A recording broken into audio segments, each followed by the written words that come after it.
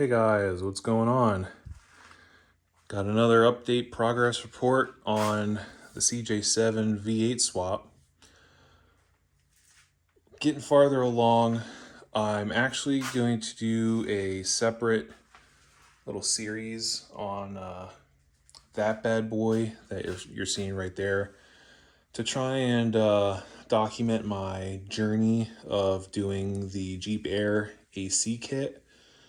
So that video I'll do video clips and put them all together at the end to show the complete process. So I won't talk about the AC much this video, but we have the engine and transmission fully installed, bolted down.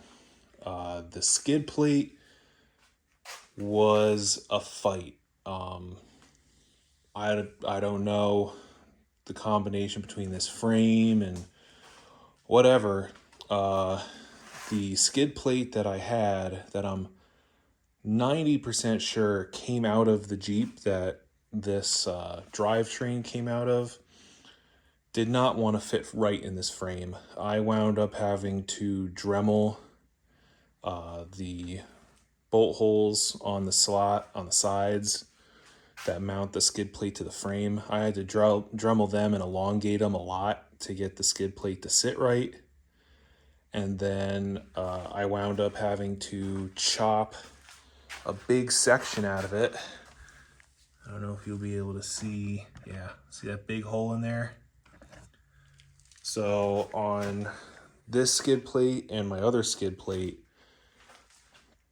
there's the hole where the transmission mount is, and then it kind of steps up to another set of holes and then steps up again to a third set of holes.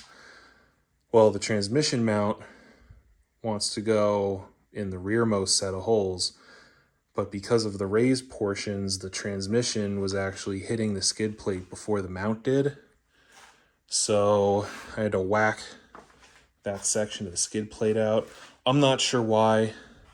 I'm not sure why it wasn't fitting right.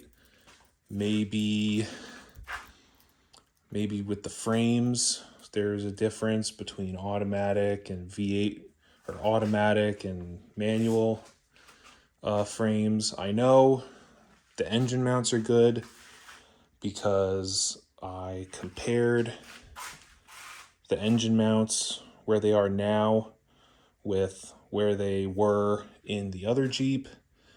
I also compared the actual mounts themselves.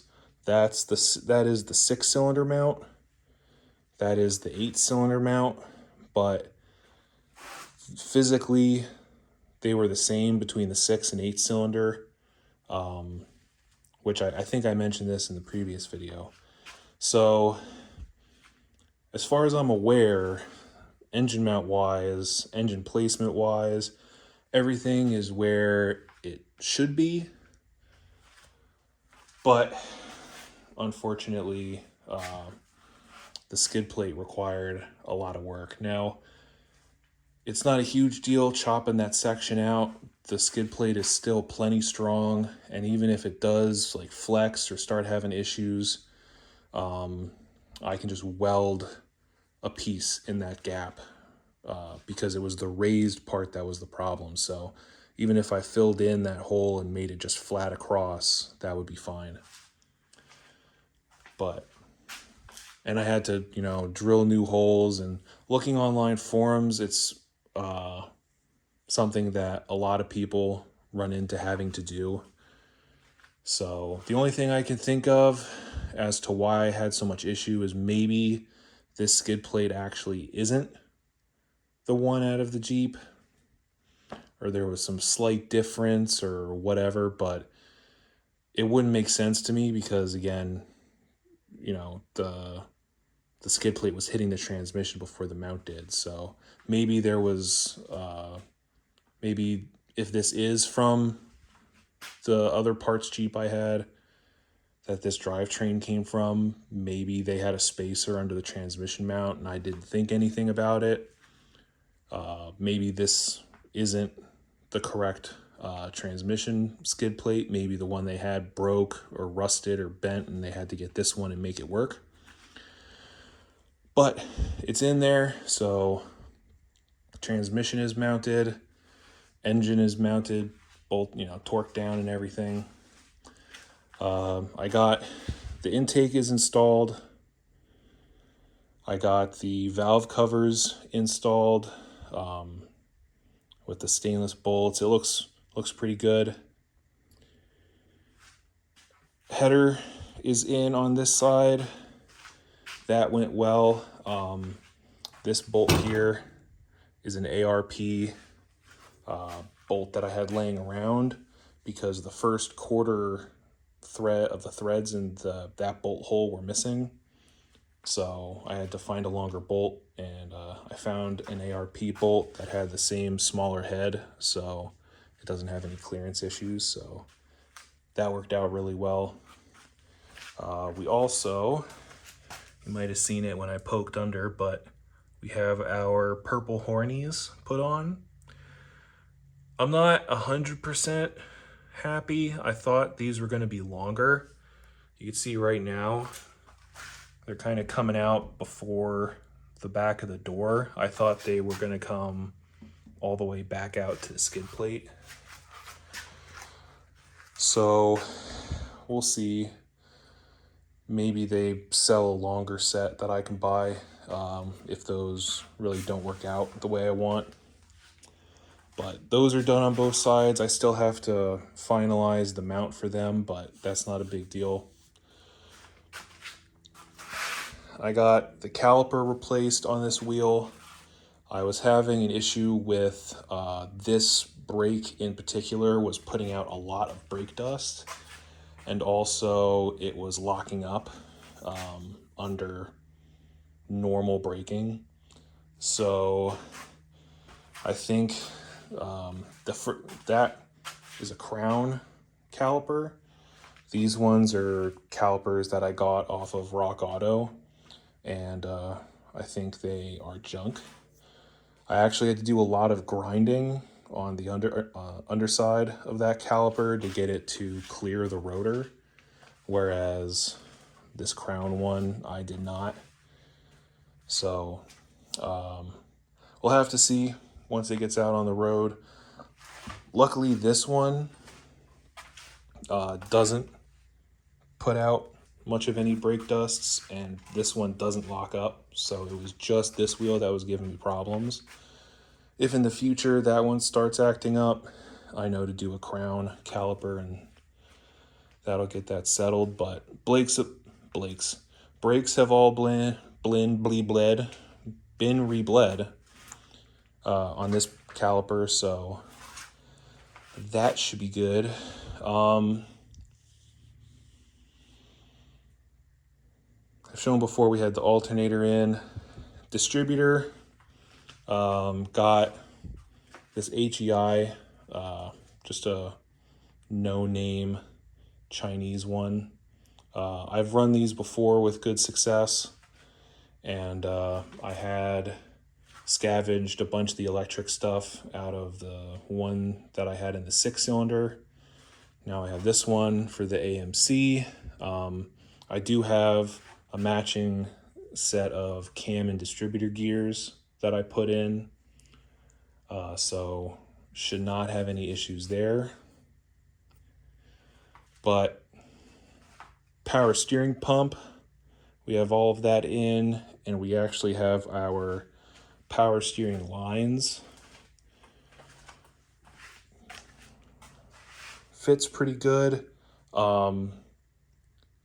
Interestingly, I saw when I was looking at videos on how this power steering bracket goes together, I saw that there's this plate back here.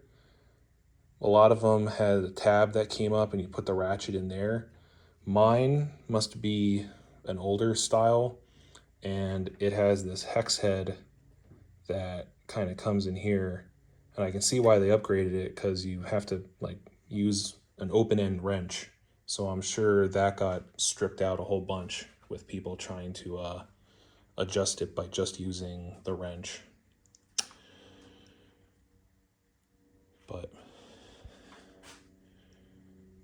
so power steering pump is on. I'm hoping this pump lasts. I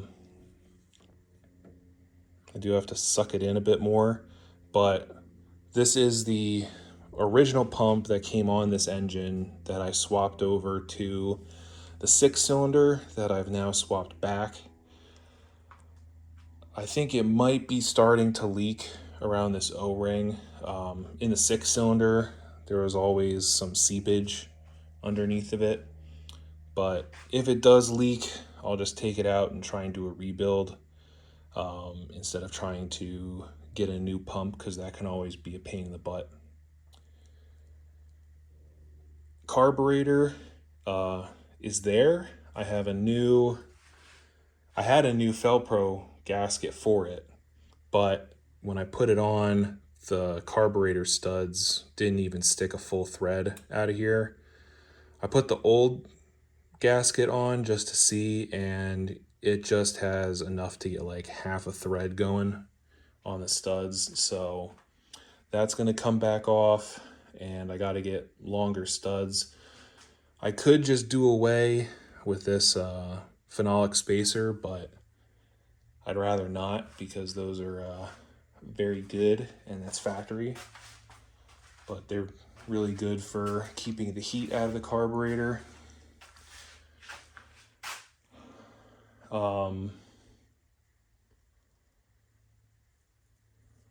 Yeah, well, I mean, not much else has really gone on since the last video. Obviously, we have our fender off. I still have to trim that. But we're getting there. I did learn that there is a difference if you're looking at these fuel pump to carburetor line kits. I think it's 76 or 77 and prior, the fuel pump was mounted facing down. So I went on Amazon, and this kit from Inline Tubes says that it fits a 76 to 79 CJ7 with the 304 V8. But you could see something's definitely off. And I think this line is made wrong to begin with. But this part I thought was wrong. It isn't. It is meant to go from the bottom up. I thought it obviously isn't going to work for mine, because 79, the carburetor faces upwards. But installing it, they bent this side wrong. This is actually supposed to face the other direction. Looking at pictures and everything online, the metal line is supposed to come up from the carburetor, and then it kind of does hooks a UE right here, and then the fuel filter goes this way, your return line goes that way, and then there's the other piece that comes off the front of the carb that hooks to the fuel filter. So not sure what's up with the top end of that, but it's junk. I'll hang on to it for something. I went to return it on Amazon, but they wanted to charge me $8 for return shipping, so that's going to be a no-go. Into the stash. But other than that, my new crank pulley is supposed to come today, and then I can go ahead and get the power steering belt on, get the pulley on, and then get the grill on. I took the radiator out for the AC stuff. With the grill off, I learned from last time. I definitely wanted to wait until I had the power steering lines put on, because the first time I had the grill on and then went to do those, and it was a massive pain. So this is how they're supposed to run. This guy goes this way, then you have your return. Now, the problem that I ran into with the last hose and this hose is, and it's probably because, you know, the manufacturer doesn't have the right setup to do the flare and everything, but this comes out and it sticks up way too high. So you put the grill shell on and it was contacting the hose. You can see those metal marks. So bent it forward, still contacting, so had to bend it even farther. You can see over here, the old return hose, I really mangled. And it still flowed, you know, I didn't have any issues, but you could see I pretty much almost kinked it, bending it. And I actually, because I was putting it on with the grill shell on, I actually had it running this way. So it went across and down and then up. So, yeah, as far as I know, I don't know if these are both the same, but those ends are definitely made the same way, the same wrong way. So all I did was I bent it forward until it looked like it probably wouldn't hit the grill or the radiator. If it still hits the radiator, I'll just bend it some more. But for now, the grill shell is ready to go back in as soon as I have that harmonic balancer done. And then I can get this fender bolted up. I can have the grill shell sitting here. And then I can do the riv nuts. I have my riv nut tool, and I have my 3/8 by 16 riv nuts. Just have to drill the fender holes out more and then pop these in there, squish them in, and I will have repaired threads instead of having to deal with the nut and bolt setup. So with that, I'm going to cut you guys off.